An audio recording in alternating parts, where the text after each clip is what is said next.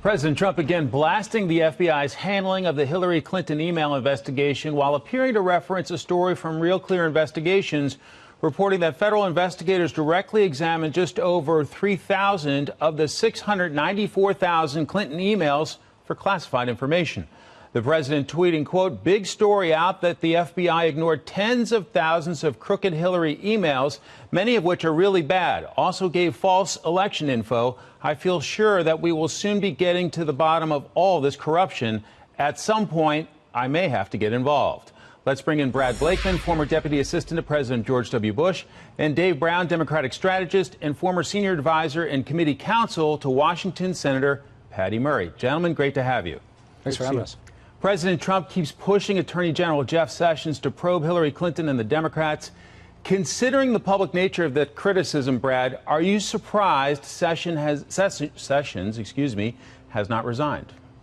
No, I think, if anything, he wants to be fired. And it's clear, senators have made it clear, that at this stage before the midterms, it's not a very good idea to let Sessions go, and would only get ourselves involved and give Democrats a great talking point for the fall, because it's up to the Senate to confirm the president's next choice. So it doesn't make political sense. The timing is bad. And Sessions right now, I think, is somebody who's probably on his way out, and that'll come after the midterms, probably by the end of the year. But the president, I don't think, has the leverage he thinks he does with regard to the FBI and the Justice Department, because you can't demand them to do something they just won't do. The only other thing to do would be to let people go, and the replacements I don't think are going to be any more favorable than what the president has now. Dave, should Attorney General Jeff Sessions resign in protest? And if he did, what would happen?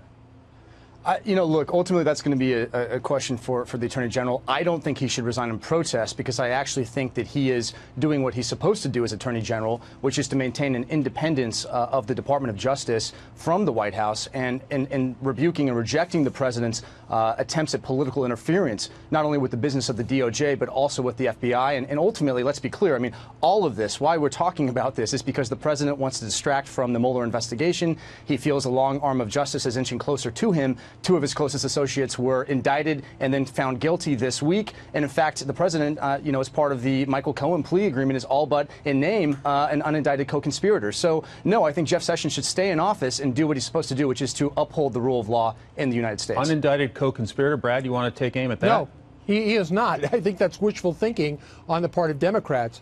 The bottom line is the president, as of this date, there certainly is no collusion, which was the crux of the purpose of a special counsel, and any prosecutions, any guilty pleas that have been taken are personal to the people who are in trouble. It has nothing to do with the president. Now, guilt by association, David, is not a crime in America.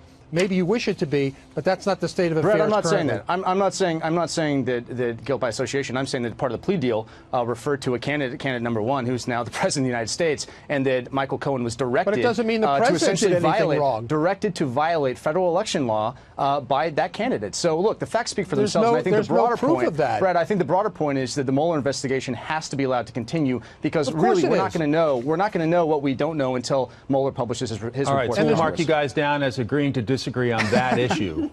Is there a double standard, Brad, in terms of the president's frustration that an NSA leaker got at least 5 years in prison, and he's saying that Hillary Clinton did not get any punishment? Absolutely. There is a double standard, and I understand the president's frustration, and he's rightfully to be frustrated. There are two standards. There's one for the Clintons and Democrats, and there's another for Republicans. If any other person had done what Hillary Clinton had done as a government employee, they would be in jail. There's no question about it. She got favorable treatment. The president is right to be frustrated. But at this point, there's very little the president can do. Maybe when he gets another person in as Attorney General, that will change. But I don't think that's going to change under this current Attorney General or this current FBI director. Dave, is it possible that other presidents have been frustrated with their attorneys general over the years, but just didn't come out and say it? Michael, I think that's probably a certainty. But look, there's a really interesting historical analog to all of this, right? And that's the Saturday Night Massacre with President Nixon, when he ordered his attorney general to fire the special prosecutor in that case, Cox. The Attorney General refused. The Deputy Attorney General also refused. And then it fell to, at the time, the Solicitor General, and then, of course, Acting Attorney General Bork to fire Cox. And he carried out that order. And so, look, there is a historical context to all of this. And if anything, I think the Nixon case really illustrates in stark relief the danger of a White House trying to subvert the rule of law and trying to direct the Attorney General to do something that is so overtly political and improperly outside the scope of the president what hasn't is directed him to do anything. Well, not yet, but come on. I mean, Brad, you're sort of talking on both sides of this issue. He's essentially asking, asking that Hillary Clinton be prosecuted, which is essentially a direction that a political enemy, a political opponent, be criminally prosecuted. No, I think that's a double standard, Brad. The president is speaking to the unfairness. He hasn't directed anybody to do anything. A lot of Americans believe that Hillary Clinton got away with many crimes. Do you think if he thought he could make that order to Jeff Sessions and Jeff Sessions would carry it out, do you think he'd order that? Look, if the president wanted to order it, he'd order it. He has not.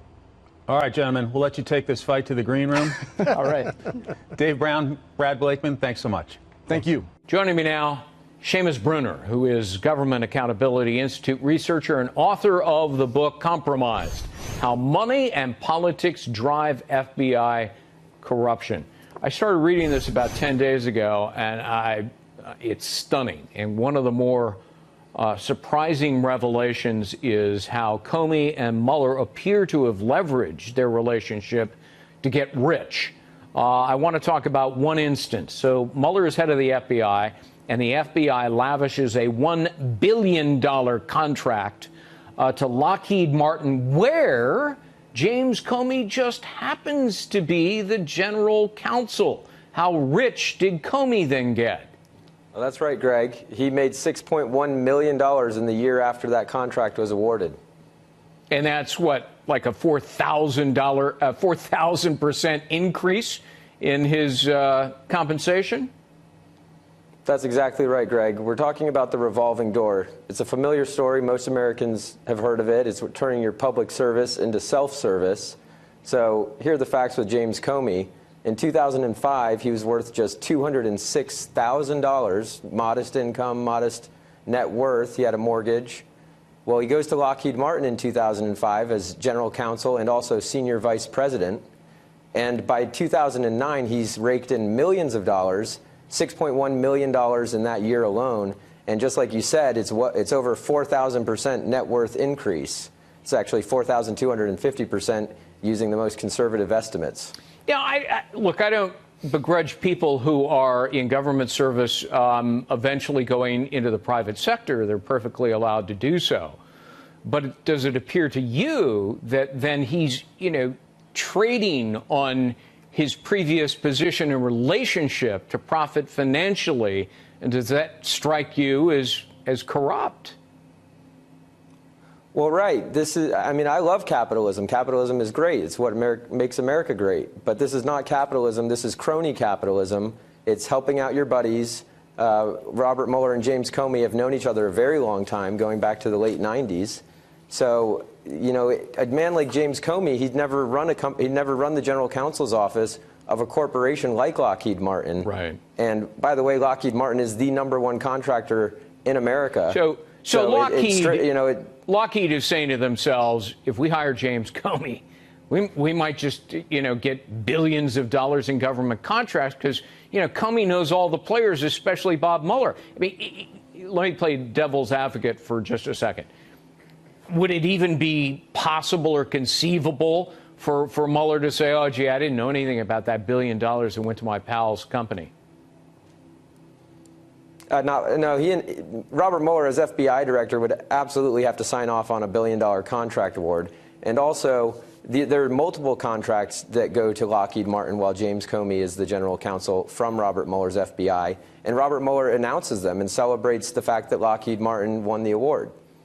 Well, didn't Bob Mueller also get rich because he leaves government, goes to work for Booz Allen Hamilton, who just happened to have received hundreds of millions of dollars from the FBI under Mueller's previous direction?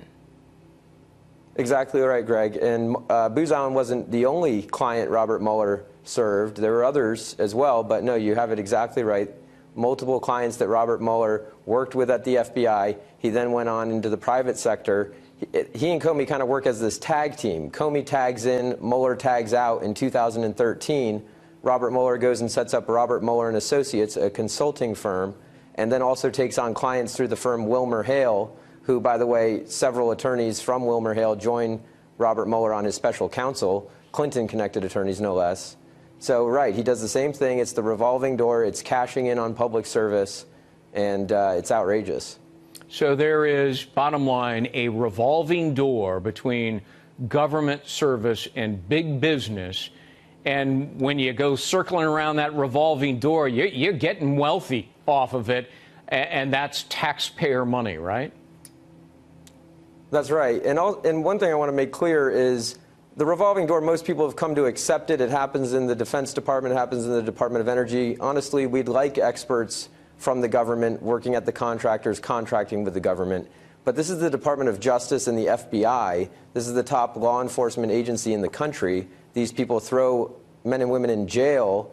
Martha Stewart, for example, is someone that Comey and Mueller tag teamed to throw in jail. So when justice becomes compromised by conflicts of interest and money, we have a serious problem. Seamus Bruner, the book is Compromised. Really amazing work. Thank you for being with us to share the stories.